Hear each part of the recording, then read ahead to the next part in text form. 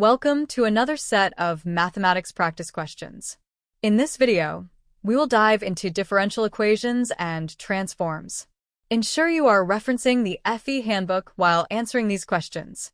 As a supplement to this course, check out the full-length practice exams and other topic-specific practice questions that can be accessed through the link in the description. These practice exams are the best way to prepare yourself to take the actual FE exam. Moving on, let's get started with some mathematics practice questions.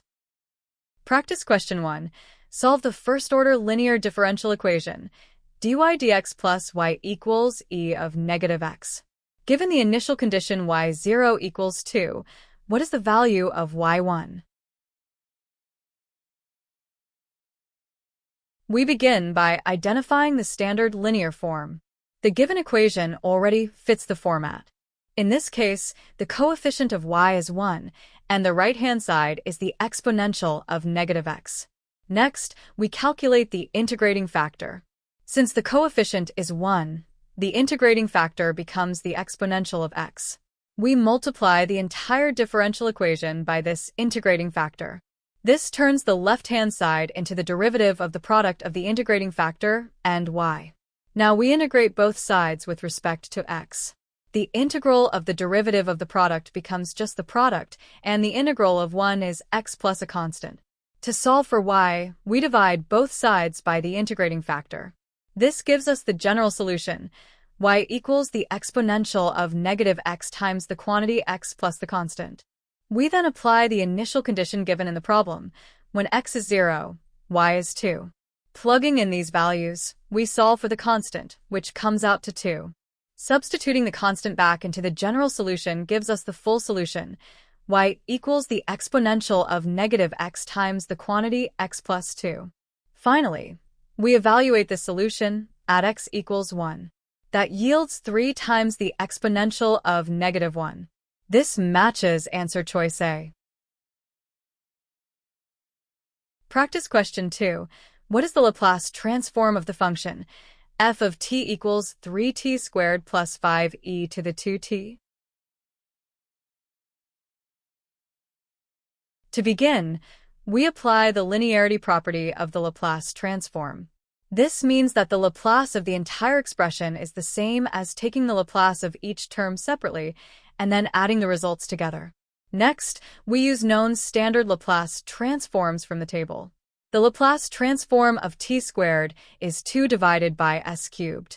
The Laplace transform of e to the 2t is 1 over s minus 2. Then we multiply each result by its constant. So 3 times 2 over s cubed gives 6 over s cubed, and 5 times 1 over s minus 2 gives 5 over s minus 2. Finally, we add the two expressions together. The complete Laplace transform matches answer is choice D. Practice question 3. Find the complementary solution to the following differential equation. We begin by identifying the homogeneous form of the equation, which is the left-hand side set equal to 0. Next, we write the characteristic equation. This is a polynomial formed by replacing the second derivative with r squared, the first derivative with r, and the function y with 1. We then factor the characteristic polynomial and solve for the values of r. These roots correspond to the exponents in the exponential terms of our general solution. Since the roots are both real and distinct, the complementary solution takes the form of a linear combination of two exponential terms, each with a constant coefficient and an exponent based on the roots we found. Putting it all together, we write the complementary solution using these exponential terms and their corresponding constants. The final result is a general expression that represents all possible solutions to the homogeneous equation. As you can see, the correct answer is option A. Practice question 4. Find the general solution to the differential equation dy dx plus 3y equals 6. To find the general solution to this first-order linear differential equation, we again begin by identifying its standard form. In this case, the coefficient of y is 3, and the right-hand side is a constant, 6. Next, We compute the integrating factor, which is the exponential of the integral of the coefficient of y, in this case, the exponential of 3x. Now we multiply both sides of the equation by the integrating factor. This step transforms the left-hand side into the derivative of the product of the integrating factor and y. The right-hand side becomes 6 times the exponential of 3x. This makes the equation ready for direct integration. When we integrate both sides, the left-hand side becomes the product of the integrating factor and y, while the right-hand side integrates to 2 times the exponential of 3x plus a constant. This gives us an expression for the product of the integrating factor and y. To isolate y, we divide both sides by the integrating factor. This results in the general solution, y equals 2 plus a constant times the exponential of negative 3x. The multiple choice option that matches this expression is option A. Practice question 5. Given the periodic function defined on the interval x greater than or equal to negative pi and less than or equal to pi, what is the value of the first sine coefficient b1 in its Fourier series expansion? We begin by recalling the formula for the sine coefficients in a Fourier series. The b coefficient for a given frequency n is found by taking 1 over pi times the integral over the interval from negative pi to positive pi of the function multiplied by sine of nx. However, since the function is 0 from negative pi to 0, we only need to integrate from 0 to pi. The antiderivative of sine is negative cosine, and evaluating from 0 to pi gives negative cosine of pi minus negative cosine of 0. This results in 1 plus 1, which equals 2. Finally, we multiply this result by 1 over pi. So, the first sine coefficient is 2 over pi. Therefore, the correct answer is option B. Practice question 6. Which of the following statements is always true about the general solution to the second-order linear homogeneous differential equation with constant coefficients? We already know that this is a second-order linear homogeneous differential equation.